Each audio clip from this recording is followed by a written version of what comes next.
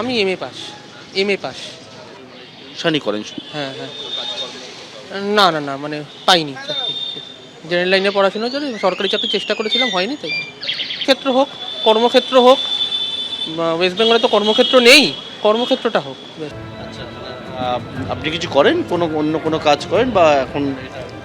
আমি একটা দোকানে একটা কাজ করি। তো দোকানে একটা কাজ করি, সুবিধা তো হবেই, কিছুটা 1,500 টাকা পাওয়া যাবে, সুবিধা দেখতে হবে। একটা ভালো চাকরি হলে তো ভালোই হয়। কি করেন? পোস্ট গ্রাজুয়েট কমপ্লিট হয়ে গেছে। কমপ্লিট করেছেন। বিভিন্ন জায়গায় কি ইতিমধ্যে চেষ্টা করেছেন নাকি বা না, চেষ্টা তো করছি, চেষ্টা চলছে, এখনো অবধি সেরকম কিছু হয়নি। কি করেন? না, আমি স্টুডেন্ট হচ্ছি, পড়াশোনা করি। পড়াশোনা করছেন, কি করছেন? এখন এমনি সিএ পড়ছি। কন্টেন্ট পড়াশোনা পড়ছি, হ্যাঁ। কাজের ক্ষেত্রে অনেকেই যেটা বলছে 21 থেকে 40, কর্মক্ষেত্রে যারা এখনো কোনো কাজ পায়নি বা চেষ্টা করছে তারা পায়নি, এরকম কি চেষ্টা করছে?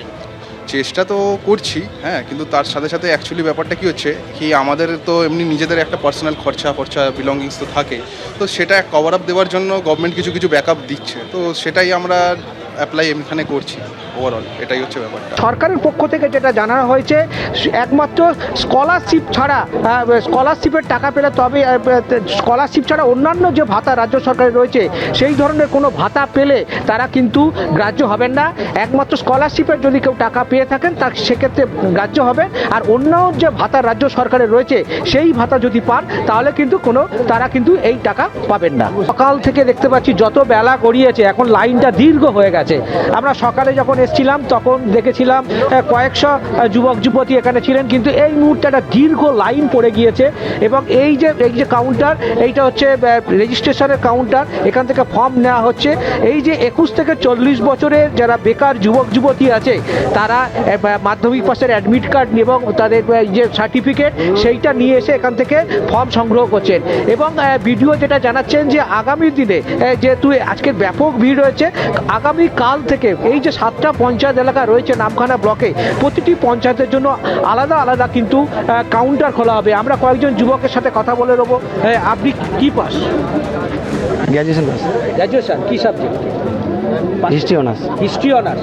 আপনি এসএসসি বা অন্য কিছু করেন, কোনো আবেদন করেননি এর আগে? না, করিনি। করেননি? কোনো চাকরির পরীক্ষা? অনেকবার দিয়েছি, কোনো জায়গায় পাইনি। কি চাকরির পরীক্ষা দিয়েছেন? ডাব্লিউবি, প্রাইমারি সব কিছু। প্রাইমারি দিয়েছেন, চাকরি দিয়েছেন। এখন বয়স কত আপনার? 31। 31। এই যে ভাতাটা পাবেন, এটা দিয়ে কি হবে, কি হতে পারে, আপনার কি ধারণা?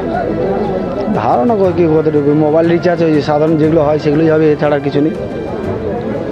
1,500 টাকায় কোনো কিছুই হবে না, এটুকুই। আপনারা কি চাইছেন, আরেকটু কর্মসংস্থান হলে ভালো? কর্মসংস্থান হলে ভালো হয়। কর্মসংস্থান হলে ভালো হয়। একদম বুঝতেই পারছেন, উনি একজন গ্র্যাজুয়েট, ইতিহাস অনার্সের গ্র্যাজুয়েট, এবং উনি অনেক পরীক্ষা দিয়েছেন কিন্তু কিছু না পেয়ে আজকে তিনি 31 বছর বয়স, এবং 31 বছর বয়সে তিনি এসছেন বেকার ভাতার জন্য। 1,000 টাকা যেটা পাওয়া যাবে 21 থেকে 40 বছর বয়সে, সেইখানে তিনি ফর্ম তুলছেন। আমরা আরও কয়েকজনের সঙ্গে কথা বলে নেব। আপনি কি pass? HS pass. HS pass. কি করেন কি আপনি এখন? এমনি ঘরে কাজ বাজ করি। চাকরির পরীক্ষা বা এরকম কিছু না। কখনো দেননি? না। এই টাকাটা পেলে কি কাজে লাগবে? ঘরে সংসারে কাজে লাগবে। সংসারের কাজে লাগাবে। ফার্দার কোনো এডুকেশন বা চাকরির পরীক্ষা? না, দেওয়া হয়নি, দেওয়ার চেষ্টা করব। দেওয়ার চেষ্টা করবে। এরকম আমরা আরও কয়েকজনের সঙ্গে। আপনি কার জন্য এসছেন দাদা? উনি কিছু বলে, আপনি? I don't say anything. হ্যাঁ, I don't say anything about this. উনি কিছু বলতে রাজি নন, কিন্তু পরিষ্কার বোঝাই যাচ্ছে যে আজকের এখানে যারা এসছেন যে লাইনটা কিন্তু দীর্ঘ হচ্ছে। ভিডিও জানালেন যেটা, যে এখানে এই যে লাইন দীর্ঘ হওয়ার জন্য আগামীকাল থেকে প্রত্যেকটা পঞ্চায়েতের জন্য আলাদা আলাদা কাউন্টার করা হবে, এবং যাতে কোনো বিশৃঙ্খলা না হয় নামখানা থানার পুলিশ, এখানে সিভিক ভলেন্টিয়ার এবং অন্যান্য পুলিশ কর্মীরা আছেন, তারাও ফর্ম দিয়ে সাহায্য করছেন। যারা চাইছেন তাদেরকে ফর্ম দিয়ে সাহায্য করছেন, এবং এই যেখানে ফর্ম নেওয়া হচ্ছে এবং অন্য দুটি কাউন্টারে সেখান থেকে ফর্ম জমা করার কাজ হচ্ছে। এবং অনেকের সাথে আমরা কথা বললাম, কেউ আছেন যারা মাধ্যমিক পাস, উচ্চ মাধ্যমিক পাস, কেউ চাকরির পরীক্ষা দিচ্ছেন, কেউ ডিএলএড করেছেন, কেউ গ্র্যাজুয়েট, এবং অন্যান্য বিভিন্ন পেশাদারি প্রশিক্ষণ নিয়েছেন, কিন্তু চাকরি না পাওয়ায় এখানে এসছেন। তারা ভাতার জন্য আবেদন করেছেন, এবং সরকারের পক্ষ থেকে যেটা জানানো হয়েছে, একমাত্র স্কলারশিপ ছাড়া, স্কলারশিপের টাকা পেলে তবে, স্কলারশিপ ছাড়া অন্যান্য যে ভাতা রাজ্য সরকারের রয়েছে সেই ধরনের কোনো ভাতা পেলে তারা কিন্তু গ্রাহ্য গ্রাহ্য হবেন না। একমাত্র স্কলারশিপের যদি কেউ টাকা পেয়ে থাকেন তা সেক্ষেত্রে গ্রাহ্য হবে। আর অন্য যে ভাতা রাজ্য সরকারের রয়েছে সেই ভাতা যদি পান তাহলে কিন্তু তারা কিন্তু এই টাকা পাবেন না। এবিপি আনন্দ, এগিয়ে থাকে, এগিয়ে রাখে।